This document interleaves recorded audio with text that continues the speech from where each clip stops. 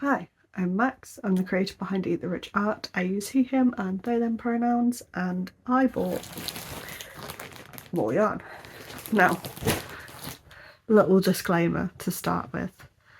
This video is also going to be a bit of a chat about overconsumption and about like people with buying addictions and myself trying to avoid slipping into addictive behaviour with buying, because it is a problem that runs with a lot of my friends as well. Spending addictions is a massive thing in our generation. So yeah, it's also a massive thing in the crochet community as a whole. This video is mostly going to be about that, but I thought, why not be ironic and unbox my massive yarn haul while I do that. The reason I've bought so much yarn just now is because I have been really pushing over December and January, and then also throughout February, to not buy any yarn if I could avoid it, to use what I had available. The last yarn order I did was right at the start of January, and that was just to top a few key colours up that I desperately needed. I think I didn't get free shipping, I know that much. So I think that was about a £15 yarn order, and again, that was essentials. I've been really good actually with getting my yarn stash down. I'm at 4 kilos currently, and I had just over 10 kilos I think at the start of the year, so we're doing well. The shelves are looking empty, and I have a lot of markets this summer. Because please don't forget, if you are not someone who owns a yarn business or a yarn-based business, a crochet business for any kind, you do not need the same amount of yarn that I need. I make between 30 and 100 plushies a month. I sell between 30 and 100 plushies a month, and that needs a lot of materials. So yeah, this yarn has all been bought with a purpose. That purpose is that I am trading at 2 Pride festivals this summer, maybe 3. I'm still waiting to hear back from one, and I also have a couple of other summery events coming up that I think it would be really nice to have Pride stuff at. I also have Easter events, Halloween events. God, I'm booked in for 18 events this year so far, and my aim is 20, so I'm still booking as well, more so for the end of the year. I'm probably completely booked now up to September. That's probably the most I'll book. But yeah, so yarn was needed for business reasons. Yeah, I'm going to stop rambling and actually open up the yarn now, but that is the preface. So this was all from Wool Warehouse. I have scissors somewhere here. I mean, speaking about making plushies, I've got a Demogorgon literally on the hook right now. Part of this order is for those. But yeah, so let's get this puppy open. That's not the first time I said that. Rightio. I've also got some new colours this time because of doing Pride flags. There's the shades that I need that I didn't have, so I've treated myself. So, my order, to start with, this is one of the new colours I've not had before. I bought this for Aromantic flags because they use a light shade green, and then I have a dark green in the stash still. I think I might have added another one so I could do some frogs. Which we have celery. This is nice. This feels really thin. I mean, I have been working mostly in parfait recently, but this specific one, let me grab another ball out. This is rust. Yeah, the ball of celery is quite thin. That's interesting. I'll just have to watch out for that when I make things with it. Celery, Yarn Smith Chenille. I have a rust in Yarn Smith Chenille. I love this yarn so much. I wish that they did it in bigger balls, honestly. So I've bought, yeah, so celery is for Aromantic flags. I bought rust because I want to make more capybaras, and I will be writing my own capybara pattern at some point soon for a specific project, but I can't say what that project is yet. But yes, rust for a capybara. Then we have, this is squished, they've really packed this in there. We have a baby pink. This will be used on trans flags, lesbian flags. Yeah, that's it. It's the trans and the lesbians, maybe some gender fluids as well. This is just called light pink, but I also use it for noses and tails on rats and possums. Then we have some light blue, also for the transes. Sky blue. This one has a sticker on, interesting. Must be a misprinted label. Not had that before. Then the next thing I got, actually, hang on, another ball of rust. Useful, right. The next thing I got was this blue. This will be used because a lot of flags have quite a vibrant blue in. The bi flag, gender fluid flag, the rainbow flag itself, all sorts. So this will be for that. And then I bought a second ball because I do want to make more of my derpy tigers as well, and I think I can get 2 out of 1 ball. So if I can make 2, I will make 2. We have some of that. That's also kind of what that's for, as we go through. Then the next shade, this is a new shade I've not had as well. Oh, it's gorgeous. Let's put it next to the other pink as well. Yeah, they're gonna be pretty. Okay, so this is Candy Floss, which I really like. It's not quite as different from the light pink as I thought. It's more different in person than it is on camera, but it's still gonna look good because the lesbian flag has a cute little pastel in it, which is nice. Then we have my favourite shade of purple for the rainbow flag. He's going to look so pretty, and for bi flags as well. And then let's put those together quickly. See, a bi flag. It's going to be adorable. I love it. This is lavender. Lilac. Lilac. Don't think they have a lavender. My brain's not with it. They're both purple flowers. So we have that one. Then, I feel like, as I said, as I'm going through, everything has a plan. Everything has been bought with purpose. Another light blue. Again, I make a lot of things with light blue.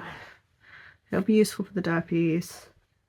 There's a lot of flags that have light blue in. The other reason I wanted 2 blues was because I want to do some gay flags. You need 2 blues for a gay flag. So, like specifically the Achillean, like gay male flag. Yeah. So we have red, obviously. This is bright red. I forgot how like unimaginative Jan Smith Chenille's names are. Bright red for the rainbow flag. And by the also make a devil bear.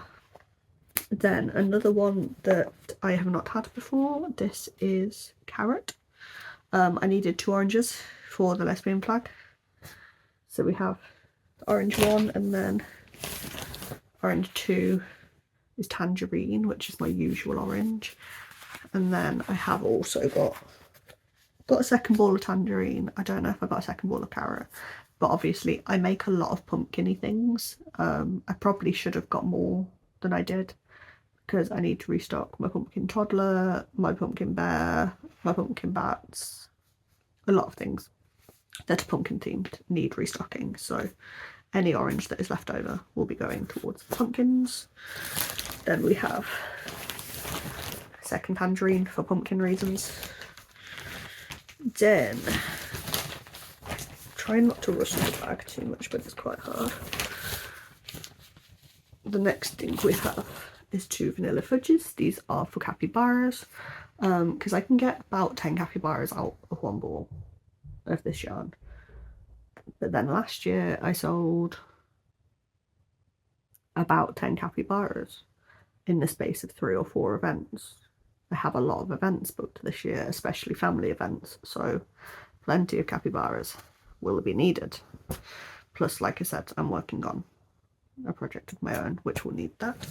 I'm starting to become overrun, guys. Next up, white. Obviously, so many patterns need white. Also, trans flag, gender fluid flag. Other flags have white in, so white was achieved. Then we have the colours that I needed for some more flags. So for the ace and arrow flags, I think it's specifically the arrow flag. I should know, that's my flag. I think that's got 2 greys in it. So I've got 2 greys. Also because I love making grey things, possums, grim reapers, mossy boys, all of it. So that's what that's for. I thought I got another dark grey, but apparently I didn't. So another order may be coming just to stock up on the dark grey, because I do use a lot of it. But we'll see how I do at the Creative Craft Show, and that is another thing that I wanted to talk about, which I will once I'm done showing you what I got. Then we have one more apple green. This is the one that I do already have a ball of, but again, I use a lot of it. Frogs, flags, other things.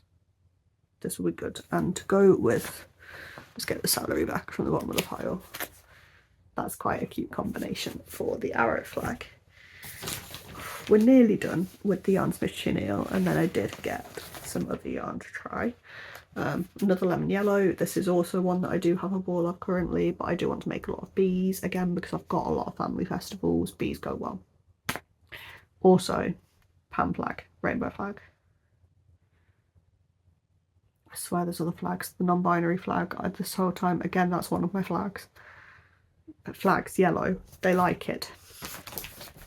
And finally, for the ace flag, the non-binary flag, and the many other things that I make in black, we have 2 balls of black because that's just, it's like white, it goes quick. And that is all of the yarn smith chenille. And then I did also get some Snug as a Bug, which I've been wanting to try for ages, which is the Yarn Smith's brand of blanket yarn. So it's just a little bit thinner than that blanket. I have some Parfait Chunky here, and it's just a bit thicker than Parfait Chunky. So it's in that kind of like, I reckon this is probably about the same weight as Basic Sprites, Chanel Basic Sprites, which I've not seen with my own eyes, but I would like to try at some point. So I got a light grey.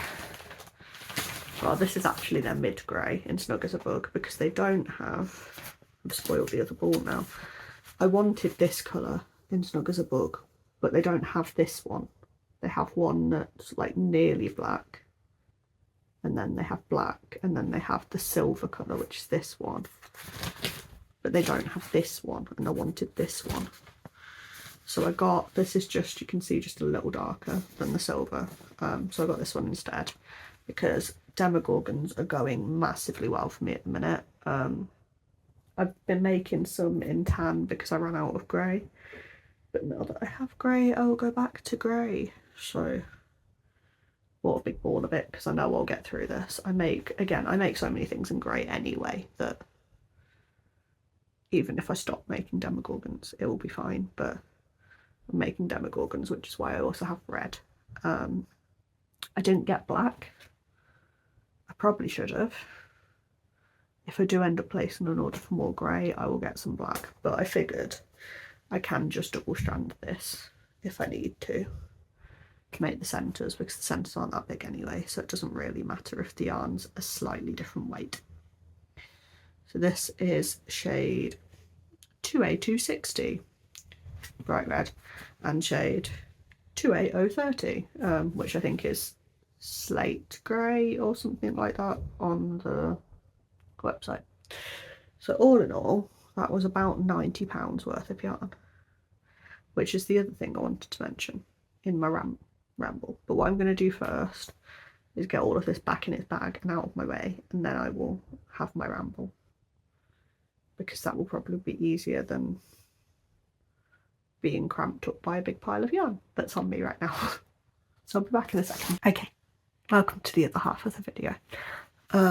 Yeah, I just want to chat about overconsumption, because I've seen a lot of people talking about it recently, but then still engaging in it recently. Obviously, again, people who do own yarny businesses of some kind, fine, go for it.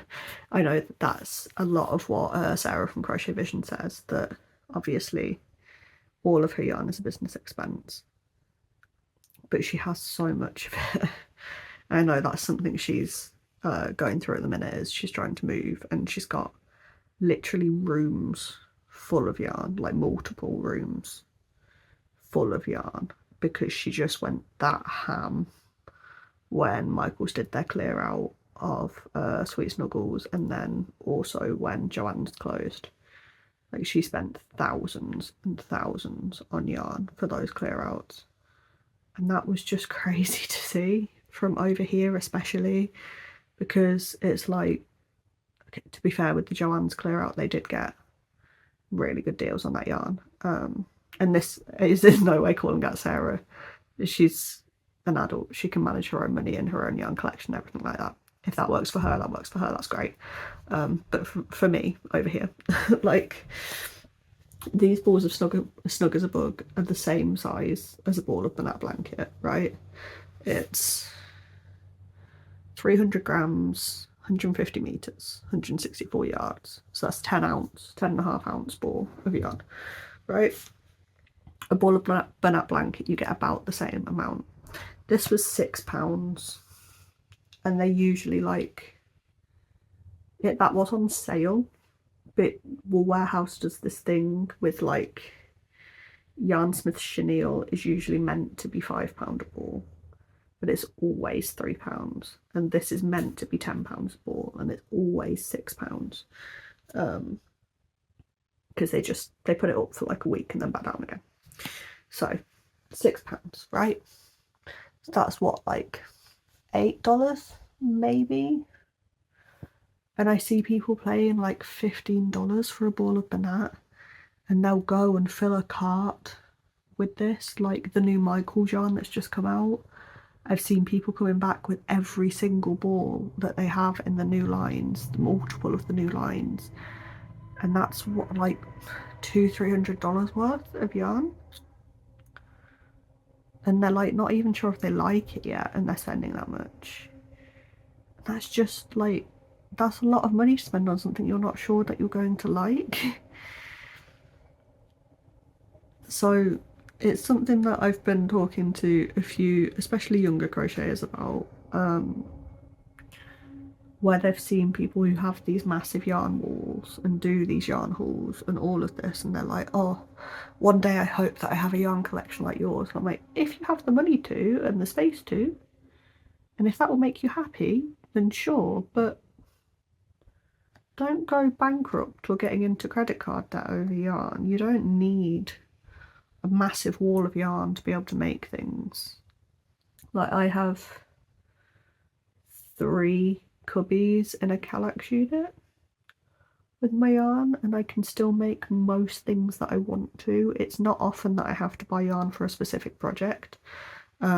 Mostly, yes, because I do think ahead. Like, I knew I was placing the Pride order, so I waited for these until I did that, rather than putting an order in for just these and then going back to do the yarn order for Pride. But I plan my projects for a month or a few months at a time, or, like, I say plan, I pick out a chunk of patterns I want to make at some point and go, right, is there any colours I'm going to need specifically for those? And then I buy them whenever I need to do a restock on my main colours anyway. I am lucky that I have had yarn sent to me for free. I won't ever downplay how lucky I am that someone has been so kind to do that for me, and that has been a large amount of why I've been able to put off doing a yarn order for as long as I have, because I've still got quite a lot of that. Still got a cubby full of that to work through. It's getting there. A lot of the balls are sort of 80 to 100 grams left when they were 300 to start with, but we're working through it gradually. And yeah, it's a really weird one to think about. Yeah, I just think, like, we need to chill out, guys. We need to chill out. And I know that like the yarn haul and the yarn review videos get so many views and they get such good views, and that's one of the reasons why I've tacked this ramble onto a yarn haul, because my yarn haul that I did in October is still one of my most viewed videos. But it's just like, I just don't get why it's become such a thing, like people buying yarn that they'll never ever be able to use, like the amount that they've got. Like I think her name's Chieri, the girl who's doing the yarn busting 1300 balls of yarn series, that she went a bit viral when she dropped her first video on that, because she just had such an immense stash, because she just built it up over years and years of just buying yarn because it was pretty rather than buying it for a project. And now she's got yarn where she's either not got enough to make a full project, or she's got too much, so she's going to make a project and then be left with a bit that she can't actually use. She bought yarn that she knows that she won't use just because it was pretty, and then she's managed to de-stash that. Luckily, she's doing really well with her stash busting. That's been really interesting to watch. I think it should be more normal to just put a job lot of yarn up on your Instagram story if you know you're not going to use it, and let your subscribers have it, rather than just hoarding it. I suppose that's most of the issue I have with the overconsumption, is it does just feel like we're glamorizing hoarding. As someone who does struggle with hoarding tendencies, I will admit that freely. That's why I am so careful about my yarn buying. I will hold on to the smallest scrap of paper if it feels like it will have some meaning in the future. And I feel like the anxiety that those tendencies have caused me makes me feel not great when people like glamorize their hoarding tendencies with their craft supplies and stuff, that they're like, oh, collecting supplies is one hobby and actually doing the hobby is another hobby. And I just, yeah, it feels like we're not acknowledging when we have problems. Again, I'm not in these people's heads. I don't know whether they look at their yarn stash and it brings them this massive joy, and that's great if it does, or whether they look at their yarn stash and then view it with the same anxiety as I view my various hoards over the years with. It's just a really weird one, honestly, to think about. I think the other thing as well is that, like, shopping addictions being glamorized, because it's like, oh, collecting yarn is one thing. When you're spending money literally uncontrollably, even if that's money you have to spend, even if it's money you can spare, if you are spending uncontrollably, that is a problem. If you are getting to the point where you've just gone into Michael's, say, for one thing, you just need one ball of yarn to finish a project, and you've walked out with $200 worth of yarn, that's a problem. That's an impulse control problem. I'm not saying it's diagnosable by any means, but we shouldn't be glamorizing that, because that's how people get into dangerous behaviors where they do end up going into debt, because it's so normalized to spend these ridiculous amounts of money that they feel left out if they don't. Like, I'm not saying it's some sort of like, oh God, whatever challenge it was, like the Tide Pod challenge or whatever, where people were getting into danger because of it. I'm not saying it's like societally dangerous. It's something that I think needs to stop. It needs to calm down, and I think people do need to start including disclaimers in their videos that people shouldn't copy that behaviour if they're not able to safely. Just because otherwise you've got these young impressionable minds following you who think it is normal to go and spend a weekly shop worth of money, like a weekly food shop worth of money, on yarn every single week, when most people are never going to be at that level to need that amount of yarn or to be able to spend that amount of money. So, like, again, this was 90 quid's worth of yarn. This will last me probably 6 months. Probably. Maybe 3 months, depending on how well the markets go. But I'm not going to be doing a shop this big again probably until September, October time. And again, that's only 90 quid. So that's what, £1 a day if it lasts me 3 months worth of yarn. And I think £1 a day on a hobby is reasonable. And if I was spending any more than that, I'd be worried for myself. Because I know how much yarn I use in a week and in a month. And it's not any more than £1 a day worth of yarn. If I'm making a bunch of little stuff and burning through it, then maybe slightly more. But it's never going to be hundreds and hundreds of pounds worth of yarn in a month. Now, one thing I will say, and the one disclaimer I will make, I am going to the Creative Craft Show next week. Next Friday's video will be me going and spending probably another £100 on yarn. Because I did last time. For me, I have saved my market money for months. I have saved my own personal money for months to be able to do that. That is my little treat to myself to actually engage in the hobby as a hobby rather than the business side of my business. A lot of that yarn will be going towards business, like the banana yarn did last time, and the Elise Voluto, and the, what else did I buy? Himalaya Dolphin Chunky, or Jumbo, whatever it was called, Himalaya Star. All of that did actually go to the business, but going and getting to engage with yarn brands physically in person isn't something that we get to do a lot in the UK because we don't have a lot of yarn and craft shops, especially not in my area, but in general the economy doesn't allow for our craft shops to be as well stocked as a Michael's, as a Joann's, as a Hobby Lobby, as horrible as it is. We don't have a lot of yarn in person. We have Hobbycraft, but their yarn is not safe for us to use as businesses, and they refuse to answer me on if they are ever going to get the right certifications for their yarn to be used for businesses. They don't carry a lot of brands. It's mostly Wendy's and the Women's Institute. They carry a bit of James C. Brett, but not much. Bit of Wool and the Gang, but not much. So it's like, it's mostly big brands. We don't get a chance to like go and feel Elise Voluto in person, to go and play with Banat, because Banat's expensive over here. It's like, it can be up to £20 a ball depending on the line. Other things like that, we just, I'm allowing myself to engage with that opportunity. And again, that yarn will last me months. I'm not going to overbuy. I'm not going to buy any more than I can carry home. I have a set budget. I will stick to the set budget, but that's my little cheat.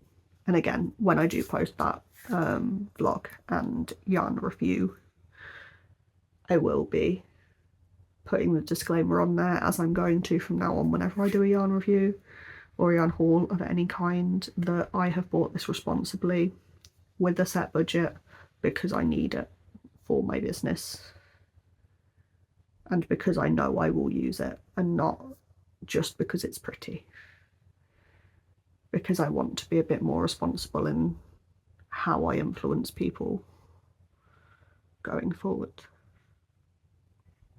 I think that's everything I wanted to say. I didn't mean to come across like I'm lecturing anyone.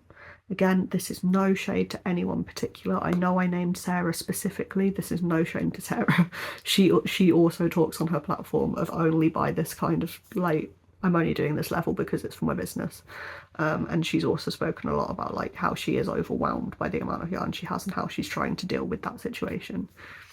I'm very glad that she is talking more about that from someone who is actually doing it. So yeah, no shade to her at all. I absolutely love her.